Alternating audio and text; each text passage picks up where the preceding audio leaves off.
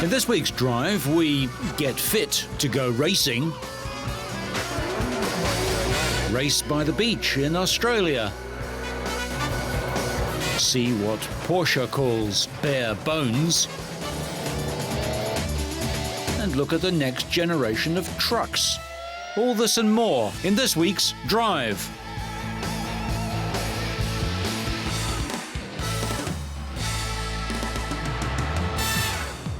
Every driver knows that physical fitness is the key to winning races.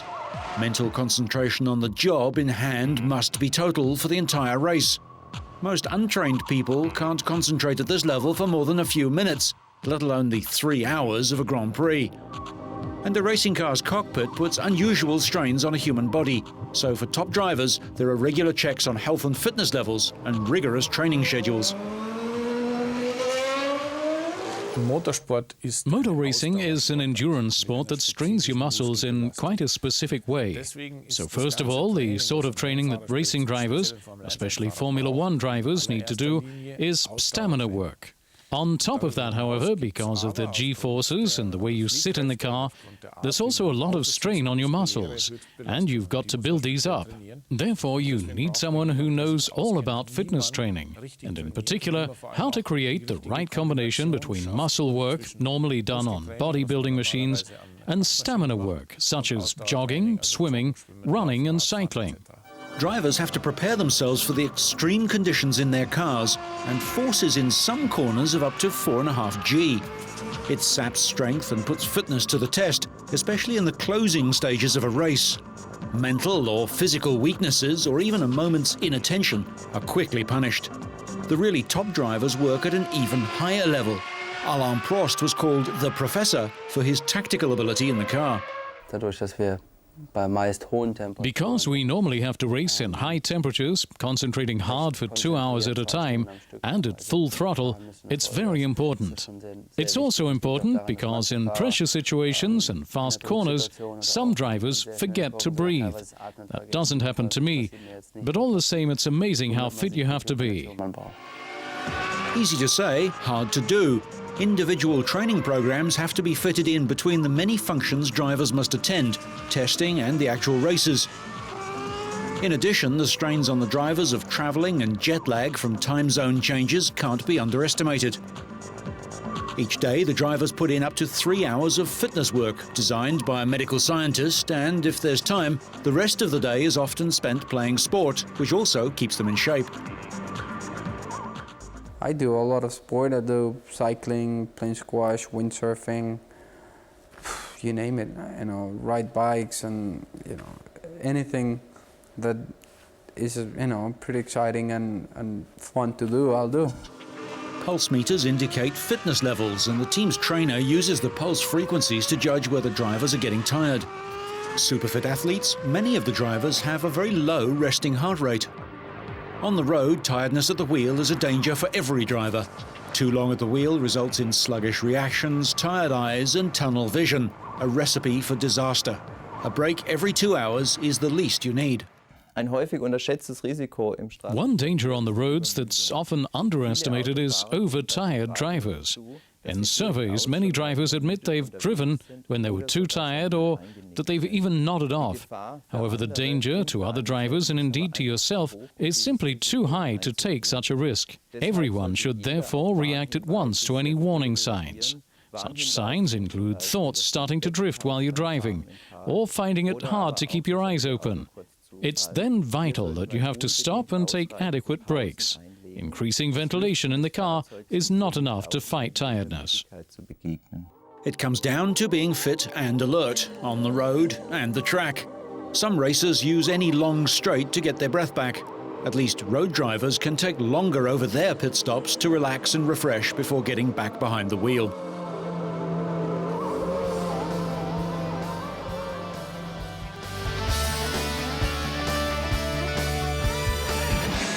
The Geelong Speed Trials are an important part of motorsport history in Australia. They were first held in 1956 and are now established as an important sporting and community event. They're held on the foreshore at Eastern Beach in Geelong and Victoria, a timed 400-metre sprint. It's not a straight drag race because there's a big curve through the run and a few undulations to contend with. What makes the Speed Trials unique is that it's a free event, with money raised from program sales going to nominated charities. The Apex Service Club, which was founded in Geelong, provides many of the volunteers needed to run the event. It's put together by people who love their motorsport and what it can do for the community, and it's Geelong's only major international event. Probably the most interesting car at Geelong this year was the Miller four-wheel drive, the world's first high-performance four-wheel drive vehicle. This car raced 7 times at Indianapolis in the 1930s, with a best placing of 4th in 1936.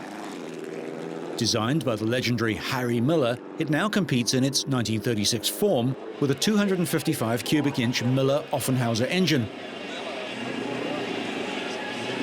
John Caffin was entrusted to drive the valuable machine, and it's owned by Dean Butler, who has an impressive collection of classic racers. Sponsored by the four-wheel drive company, the car was used to show the benefits of this type of drive system. In races, it wore its tyres evenly, but any advantage on wet tracks was irrelevant. The Americans don't race in the rain on oval tracks. Harry Miller is easily the best-known American racing car designer. His influence stretched over 7 decades, particularly through the Miller Offenhauser engines that were the mainstay of IndyCar racing well into the 1970s. Saturday's heat gave way to cooler, kinder conditions on Sunday. Some will do anything to get to Geelong, even if their car catches fire. It happened to Jaguar driver Gary Everett. Had a backfire and the socks filled up with fuel and ignited. So exciting? It was very exciting from here. You try and get out of the car, get the bonnet open, get the extinguisher out and extinguish it all. I just got the fire out and the 3 fire trucks turned up. He was ready to race, but Ian Ross's Ford Mustang was too powerful. Ford has operated in Geelong since 1925 and was responsible for generating growth in the city. Demonstration runs celebrated the company's centenary. Graham writes Riga Special. There was plenty to look at in the display areas. The Australian-built Hunwick Hallam prototype superbike was next to a V1000 Britain from New Zealand. In the early 90s, John Britton hand-built 10 of the superbikes that went on to win at Daytona before he died suddenly at the age of 45 8 years ago. 67-year-old Kiwi Hugh Anderson, 4 times world champion in the 50 and 125 classes in the 1960s, tried out the famous machine. Innovative use of carbon fibre gave the bike extra speed as it was much lighter than conventional materials of the time.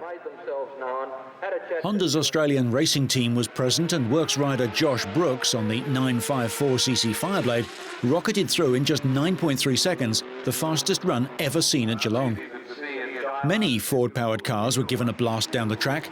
2 of the most often copied cars are Fords, the famous Cobra and the GT40 sports car of the 1960s, so called because it is just 40 inches high. In contrast, a sporting Vauxhall from 1923, the 3098. Loudest machine was probably Josh Hooper's CBR 500 Honda Racer, with 4 megaphones to amplify the music. Racers aren't always loud, fast, powerful or wide. The Austin Sevens of Graham Clark and Noel Wilcox. Leo Bates in the Blue Lobito from 1970 up against the twitchy Wayne Ford driven by Barry Mitchell. In recent years, competitors have included many international racing identities such as Sir Jack Brabham, Sir Sterling Moss, Mika Hakkinen and Stan and Alan Jones. Alan Jones, who became world champion in 1980, launched his racing career at the 1964 Geelong Speed Trials. The Khalid Lagoon in Sharjah was the venue for the penultimate race in the F1 powerboat season. It was reigning world champion Guido Capellini who started on pole position for the UAE Grand Prix, the lead driver of the Zepter team keen to extend his 18-point advantage at the top of the championship table. The Italian pace setter certainly got off to a flying start, storming into the lead ahead of his main challenger, Scott Gilman.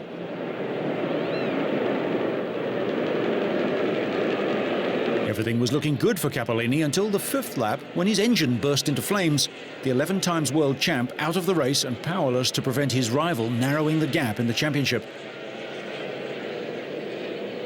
Gilman duly took advantage, moving into the lead ahead of the surprise package of the race, Sami Selio of Finland, with Francesco Cantando also vying for the front. Gilman's Emirates team could be reasonably confident about their man's chances. After all, the American had claimed victory at the previous 2 races in Singapore and Malaysia. Gilman passed Cantando to reclaim the lead, but Selio was close behind. Gilman momentarily lost his concentration and Selio pounced, charging into the lead, and the battle was on, as Gilman desperately tried to claw back the advantage. However, 28-year-old Selio managed to keep the American at bay and seemed to be heading for an unexpected triumph. Behind the leading pair, Italy's Francesco Cantando was battling through the 22-boat field to mount another challenge. All eyes were on the battle at the front, with only a matter of meters between them for 45 laps. A dramatic finale was building, but Selio's engine suddenly lost power and Gilman surged past to take the checkered flag. It was an unfortunate way for Selio's race to end. Not only did Gilman pass, but Singer beer driver Cantando and Philippe Desatenay of France also overhauled the ailing Finn. Gilman's victory gives him the chance of a 3rd F1 powerboat title. He now has a 2-point advantage over Cappellini. Cantando trails only 10 points behind fellow Italian Cappellini, leaving the world title up for grabs. The final Grand Prix of the year in Abu Dhabi would decide the championship. Emirates team number 1.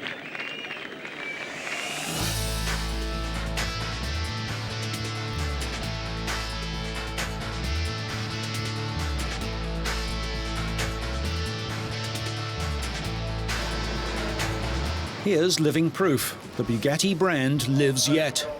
After a 50-year hiatus, the Bugatti badge is returning on a car as breathtaking as those which created the legend on the roads and racetracks of Europe prior to World War II.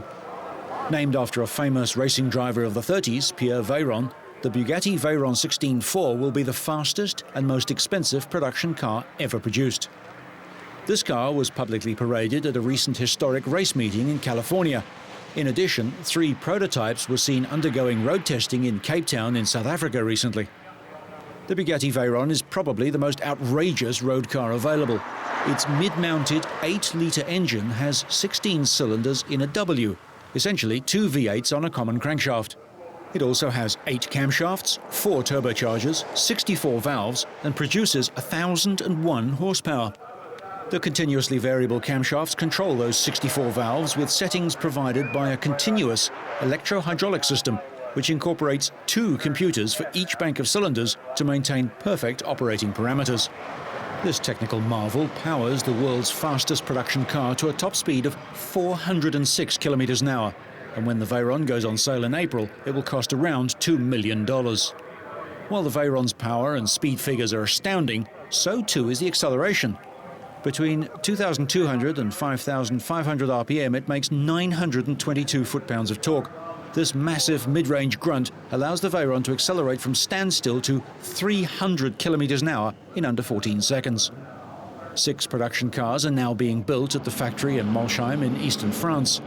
The array of unique features within the car are commensurate with the price tag and include a 7-speed gearbox, an aerodynamic monocoque body complete with fully panelled undertray, and a rear spoiler which changes position according to the speed of the car. The Veyron's specially developed 7-speed gearbox features a sequential gear shift controlled via paddles on the steering wheel, as on Formula One cars, and a double clutch system performs gear shifts within a maximum of 0.2 of a second and bypasses the need for a clutch pedal. The need for tyres capable of handling speeds in the 400 km/h region has also led to special developments. Michelin has created a new type of tyre that has been successfully tested at 440 km an hour. Even the hi-fi system was designed in conjunction with the body shape. There's nothing ordinary about this car. When it goes on sale, it will be the fastest and most expensive production car in history.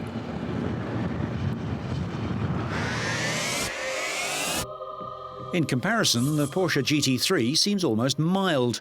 Yet the Porsche boasts an impressive competition pedigree and can claim to be a true, everyday supercar. When Porsche launched the water-cooled 911 in 1997, they didn't forget some traditions. So, for those who prefer manners and comfort with their performance, the new 911 was joined by a new 911 Turbo with 420 horsepower, 4-wheel drive, electronic stability control, air conditioning and leather trim.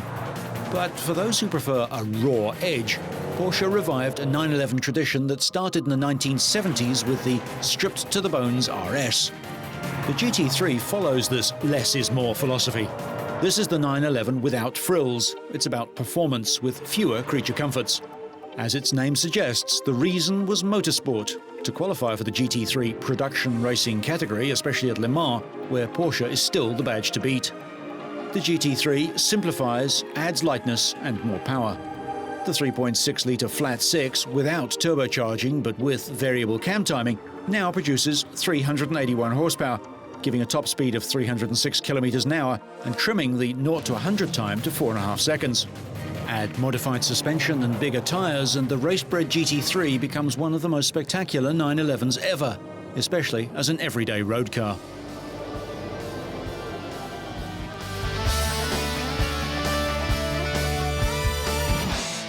It's probably not something many people think about, but the designers of heavy trucks have their own set of demanding requirements. They're growing. Scania launched a new crash zone concept intended to bring down the European death toll in collisions between cars and trucks by around 900 per year. The crash zone consists of a small bonnet at the front. This section is purpose-built to absorb energy in a frontal collision with a passenger car. The survivable collision speed is expected to rise from 56 to 90 kilometers an hour. Scania has modeled the styling to test acceptance of the design among truck buyers. Seen from above, the nose has a pronounced wedge shape for two reasons. The wedge shape aids maneuverability, and it also reduces the severity of collisions. The width facing a car is considerably smaller than on a conventional truck. If the vehicles collide at the corners, the smaller vehicle will be pushed sideways and the impact force is reduced. The front overhang is longer than on a conventional truck. Front air suspension enables the vehicle to be raised to improve ground clearance, for example on rough ground, and when boarding ferries. Scania has paid a great deal of attention to the styling of the concept truck. The challenge is to combine corporate styling with crash compatibility. The styling of the concept is visionary, indicating where they may be heading in a few years' time. Transport operators are often very image conscious. The look of the truck fleet is important to the relations with their customers. An operator who invests in additional safety would probably like to show it, so a truck with a crash zone must therefore look attractive to gain acceptance.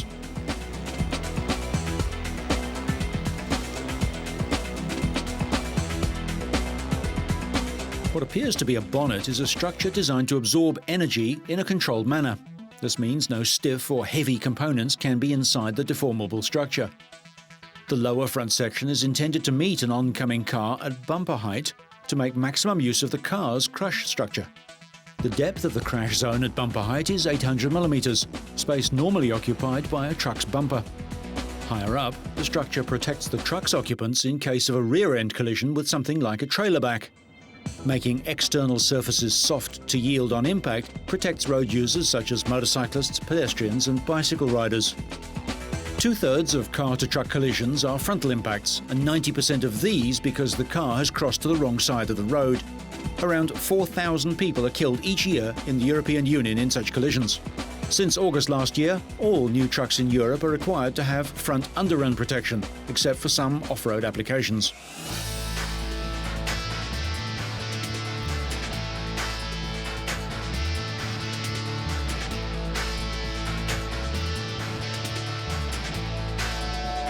Millions of racing fans watch Formula One. To them, it's the pinnacle of motorized sport, the stuff of dreams. Just a handful of talented individuals get to fill the grids at exotic tracks around the world. The rest of us just follow their moves avidly from our everyday lives. But for most, the dream isn't like this. It's a 3D virtual reality film produced by the British fashion designer Chaliyan Hussain. He was commissioned by Tribart, funded by the BAR Honda racing team, to bring together the worlds of Formula One and art and design. BAR's driver Jenson Button was on hand at the launch, but the star attraction was the capsule, which is the centerpiece of Hussain's film. It's inspired by Speed, but shows a woman passenger isolated from the rush of life as she is transported from London to Istanbul.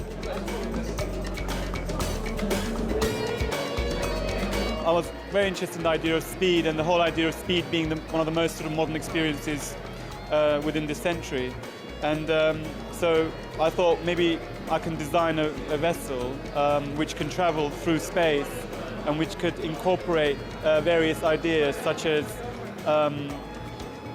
carrying your environment with you, the whole idea of how you would want to sort of create a refuge in any given space.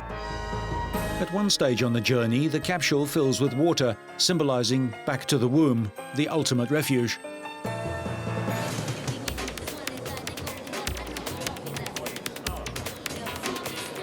Jensen's not sure the film will convert many people to Formula One, but he thinks the design could inspire future designers. I can imagine a Formula One car looking sort of like it, but it's like a pod, but it floats, and that's a problem. You know, we haven't quite got to floating cars yet. So, you know, the way that things are going with the wind tunnels and everything, and the aerodynamics of a racing car, they're starting to look a lot more swoopy now, and some very strange lines. So it's already, I think they're looking pretty special. But for now, it's back to 4 wheels and a steering wheel, and the noise and the speed of Formula One.